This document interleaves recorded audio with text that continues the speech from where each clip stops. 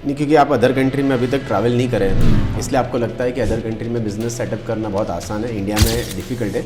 जबकि इंडिया में सबसे इजी है बिज़नेस स्टार्ट करना। लेकिन जब अंग्रेज आए थे ना, तो हमको एक मेंटालिटी दे के गए कि नौकर बनो, मालिक मत बनो। नौकरी करने से आदमी के अंदर एक करेज की कमी आ जाती है, क्योंकि उसको हर महीने एक फ़िक्स सैलरी आ जाती है। तो वो सोचता है कि यार मेरा इसी में मेरा फिक्स हो जाएगा, मुझे क्यों रिस्क लेना, जितनी चादर उतना पैर फंसाओ। लेकिन मैं कहता हूँ चादर ही बड़ी कर दो।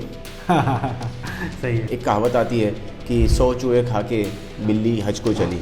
तो भाई प्रॉब्लम क्या है, अगर वो रुक जाती तो और चूहे को खा जाती। अच्छा है ना कि अब चली गई तो इतने चूहे बच जाएंगे। ऐसी कोई पॉलिसी बताइए जो ज्वेलर को सबसे ज़्यादा बेनिफिट कर सकती है 2025 में। कि TRQ आज की तारीख में ज्वेलर्स के लिए अमृत कलश लेके आया हुआ है। अभी जैसे मैंने सुनने में आया है काफ़ी ज़्यादा कि गोल्ड के रेट कम हो सकते हैं, क्योंकि ऑलरेडी काफ़ी अच्छे रेट आ चुके हैं गोल्ड के। देखो, मैं तो ये नहीं मानता हूँ कि गोल्ड के रेट कम होगा या ज़्यादा होगा। मेरा तो ये मानना है कि अगर आपकी जेब में पैसा है तो आप गोल्ड खरीद लो, क्योंकि जब गोल्ड के रेट कम होंगे तो शायद आपकी जेब में पैसा ना बचाओ। इसलिए मेक इन इंडिया का जो कंसेप्ट है वो मोदी जी बहुत ज़्यादा प्रमोट कर रहे हैं, ताकि इम्पोर्ट ड्यूटी बचे और लोगों के साथ हमारा जो कनेक्शन है वो मेकिंग चार्ज को लेके थोड़ा सा नीचे बैठता जाए और लोगों को उसका बेनिफिट मिले।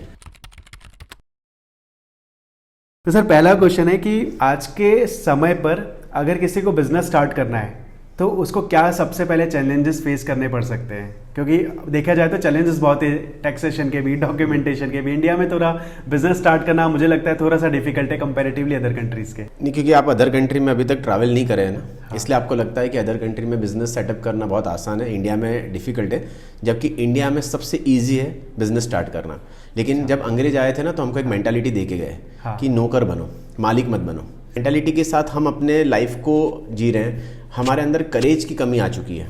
नौकरी करने से आदमी के अंदर एक करेज की कमी आ जाती है, क्योंकि उसको हर महीने एक फिक्स सैलरी आ जाती है। तो वो सोचता है कि यार मेरा इसी में मेरा फिक्स हो जाएगा, मुझे क्यों रिस्क लेना।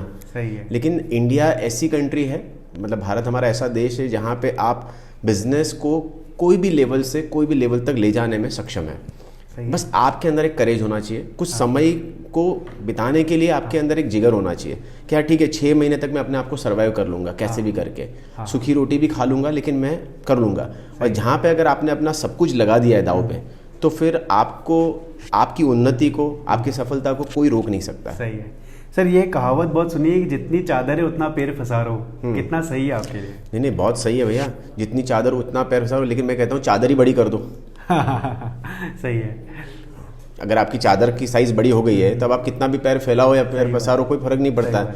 हमारी मानसिकता ही, हमारे पैटर्न जो है ना, वो हमने रॉन्ग बना के रखे हुए हैं।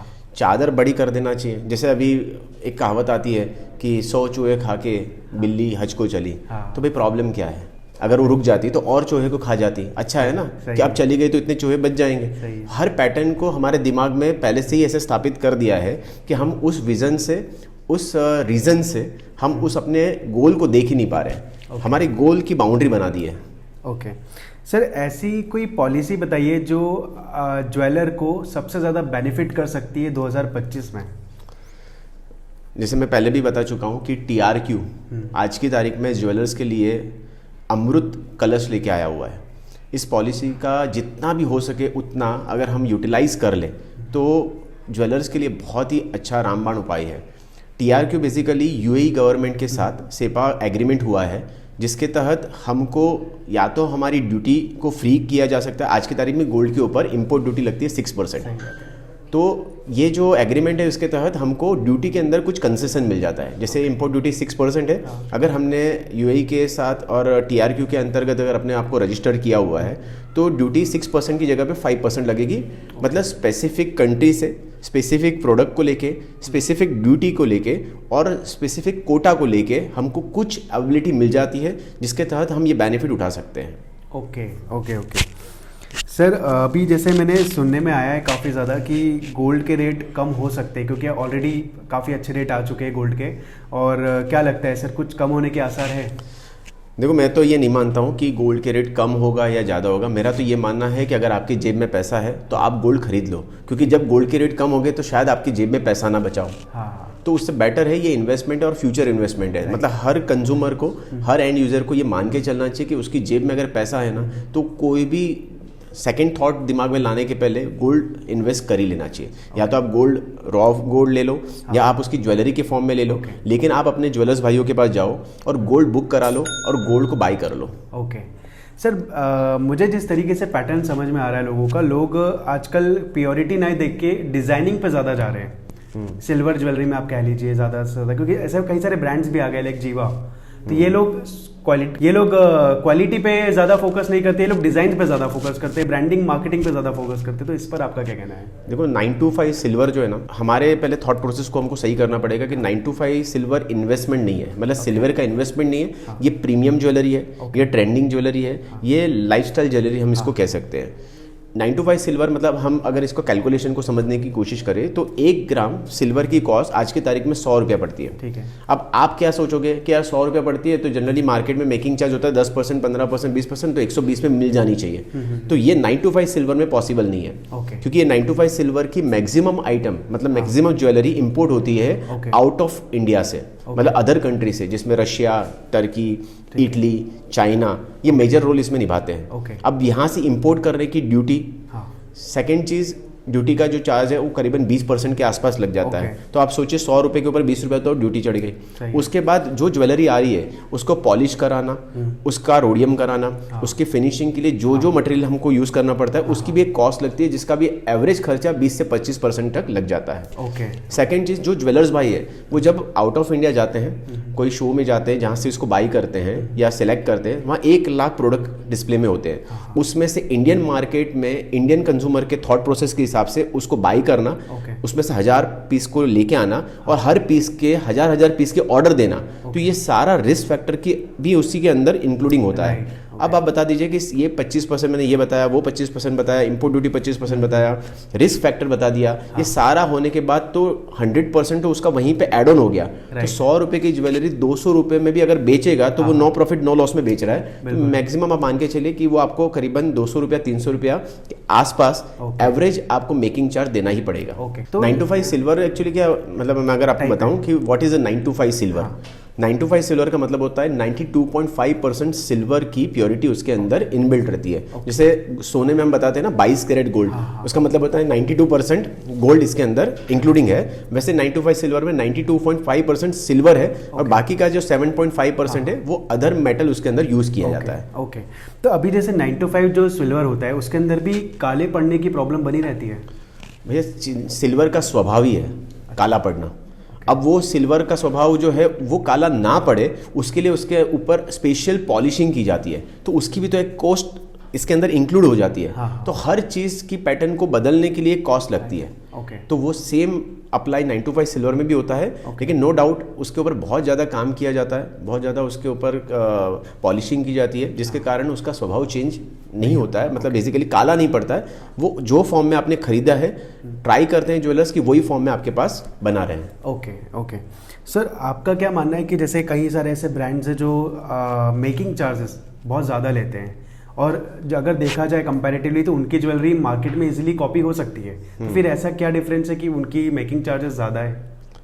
वो डिपेंड करता है कि वो इंपोर्ट करवा रहे हैं। क्योंकि मैं अभी जस्ट रिसेंटली मैं हांगकांग शो में जब गया था तो एक पैनल से मैंने डिस्कशन किया था, स्पेशली वो टर्की पैनल था, टर्की पैवेलियन में। तो वहाँ पे मैंने देखा कि गोल्ड की जो मतलब हम सिंपल सी बात करें कपल बैंड है, कपल बैंड जब इंपोर्ट करके आता है तो 25% तो ऑलमोस्ट हमारी इंपोर्ट ड्यूटी लग जाती है। अब आप ये बताइए कि अगर उस बैंड को आदमी अगर 25% के रेट से नहीं बेचेगा तो कैसे सर्वाइव करेगा? मतलब आज की तारीख में कपल बैंड अगर तनिष्क भी बेच रहा है तो वो सिंपल लॉजिकल भाषा में आपको 25% से कम की मजूरी में तो नहीं मिलेगा जो इम्पोर्टेड कपल बैंड है। अब गवर्नमेंट ट्राई कर रही है कि ऐसे ही जो कपल बैंड है ये इंडिया में बनाना शुरू करें।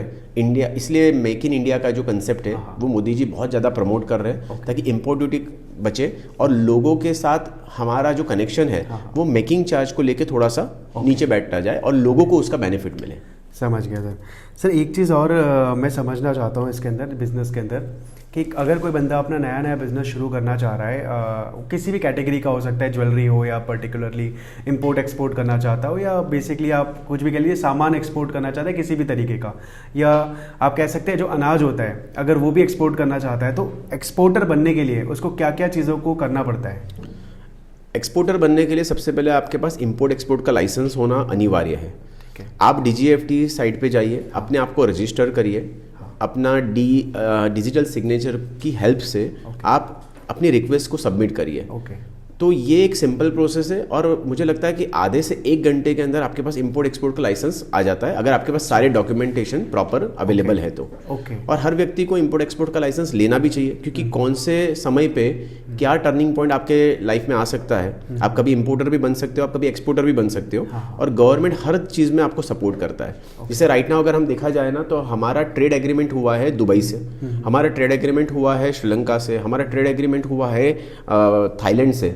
तो अब वहाँ से बिजनेस करना हमारे लिए थोड़ा सा और आसान हो जाता है, बिकॉज ड्यूटी में बहुत ज़्यादा आपको बेनिफिट मिल जाते हैं।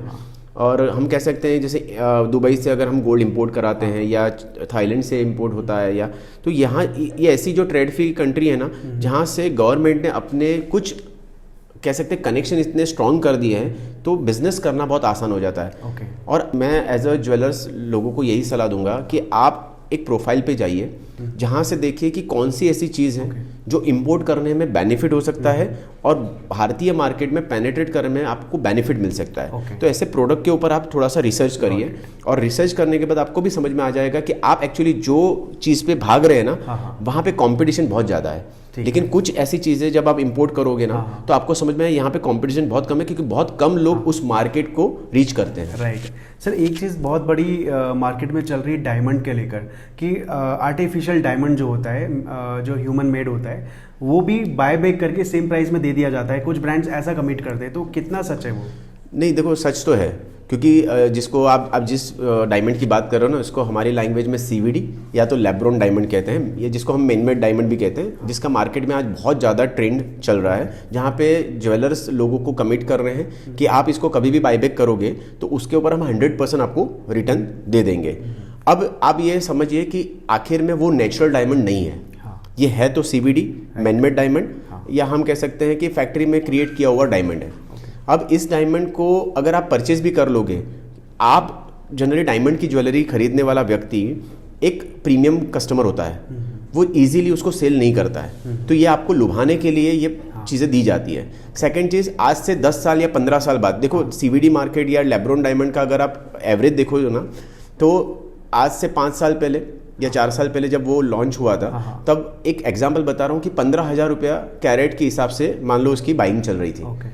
आज उसी चीज़ की बाइंग 4,000 और 5,000 पे आ चुकी है। तो अगर किसी ने 15,000 के टाइम पे अगर इन्वेस्ट किया होगा, तो उसकी क्या हालत हुई होगी आज 4,000 के भाव में। उसको तो बेचना 4,000 के भाव में ही है। तो आप सोचो, अगर आपको कोई कमिट कर रहा है कि आपको 100% बाईबैक मिलेगा, तो आज से 10 साल बाद या 20 साल बाद उसकी क्या कंडीशन होगी। तो रियल इज़ रियल और फेक इज़ फेक, इसके बीच में आप कोई भी कनेक्शन नहीं बना सकते। रियल डायमंड और लैब ग्रोन डायमंड में क्या ऐसा है जिससे पहचान सके कि क्या असली और क्या नकली है? कोई नहीं, राइट नाउ तो ऐसा हो गया कि रियल डायमंड और लैब्रोन डायमंड, अगर कोई डायमंड मर्चेंट भी आई ग्लास से उसको देखने की कोशिश करता है, तो वो भी नहीं पता कर सकता है कि रियल है या फेक है।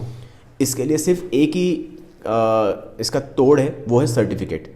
IGI या GIA का जो सर्टिफिकेशन होता है, उससे ही हम जांच कर सकते हैं कि ये लैब्रोन डायमंड है या ये रियल डायमंड है, क्योंकि अंदर एक लिखा हुआ था HTHP। उसका मतलब होता है हाई टेम्परेचर हाई प्रेशर से ये बना हुआ डायमंड है, जिससे आपको क्लैरिटी मिलती है कि ये लैब्रोन डायमंड है या CVD डायमंड है। अदरवाइज इसको पहचानना मुश्किल है, नहीं नामुमकिन है। ओके।